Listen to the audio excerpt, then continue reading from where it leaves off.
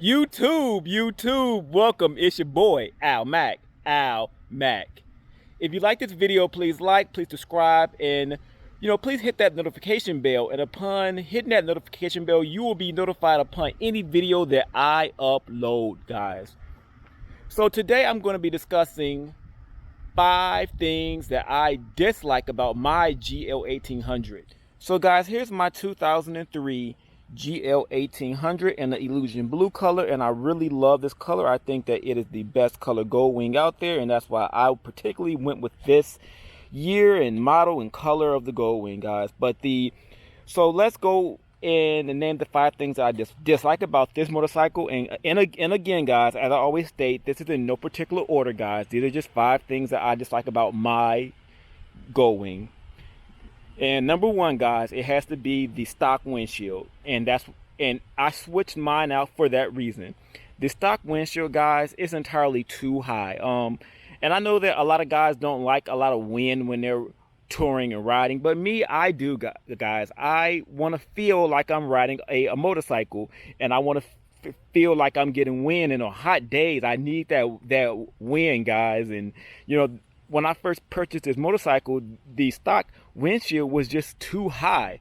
So I went with this Clockworks windshield, guys. And for me, it works. It's lower and it flares out. So it allows me to get a little bit of wind, but not too much wind.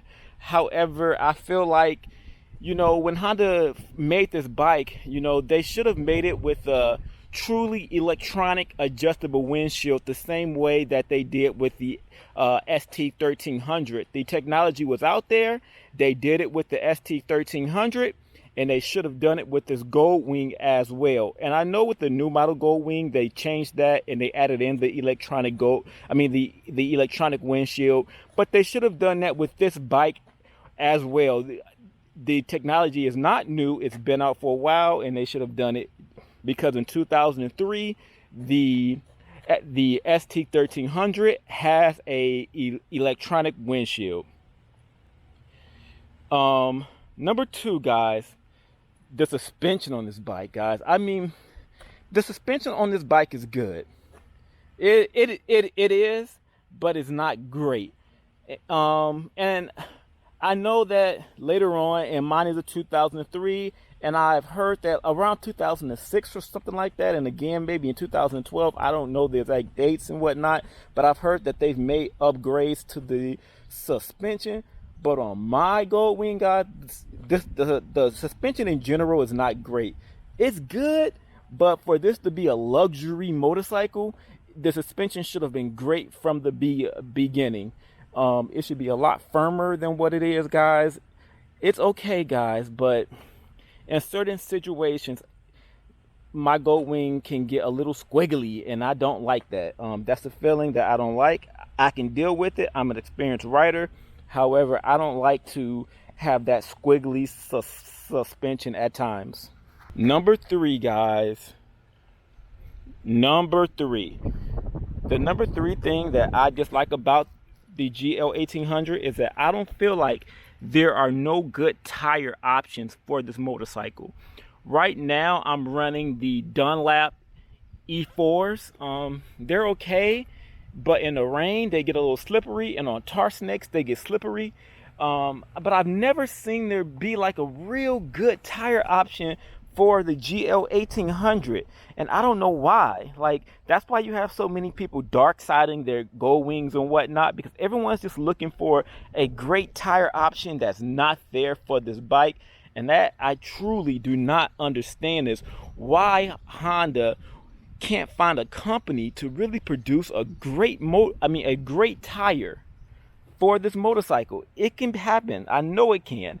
There are a lot of other great touring motorcycles that have great tires, but this bike here, I don't believe that there's any good tire option really for it, guys. I went with the E4s. They're okay, but I want more, and I want more out of my tire, especially when I'm too up and things of that nature. I like my tire to handle very well, guys.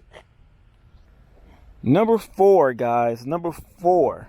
The number 4 thing that I don't like about the GL 1800s is they have too many buttons. Like, I mean, like, there's a volume button here, but then if you go here, there's another one. Like, the buttons are repetitive. Why does this bike have so many buttons? And I get it, they all had their own function, but at least the volume buttons and the toggle switches and whatnot, there shouldn't be like two sets of buttons that do the same thing.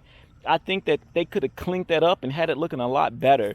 The buttons on this bike sort of makes the dash look like a spaceship, and I don't like that, but I understand that they're functionable and they all have their own function. But for me, the buttons that are repetitive, they should not be there. And the number 5 thing that I dislike about the Goldwing, and this is one thing that I know a lot of people hate too, is that the air filter is buried deep into the motorcycle, and it takes hours to do a simple air filter change. And I don't understand that at all. It's almost as if like Honda doesn't want you to change the air filter, or they want you to pay a dealer to do it. But sorry, Honda, I'm not doing it. I'll just spend the hours myself and change it. However, you could have come up with a better design to keep us from, really wasting hours of our day, doing simple air filter changes, Honda. But, all in all, guys, this is a great motorcycle. Those are just, the 5 things that I sort of dislike about it. But for me, this motorcycle works. It works for my wife. So I'll be keeping this bike for another 10 years if I can. If you guys like this video, please subscribe to my channel, guys, and hit that notification bell. And upon hitting that notification bell, you'll be notified upon any video that I upload. It's your boy Al Mac, and I'm out.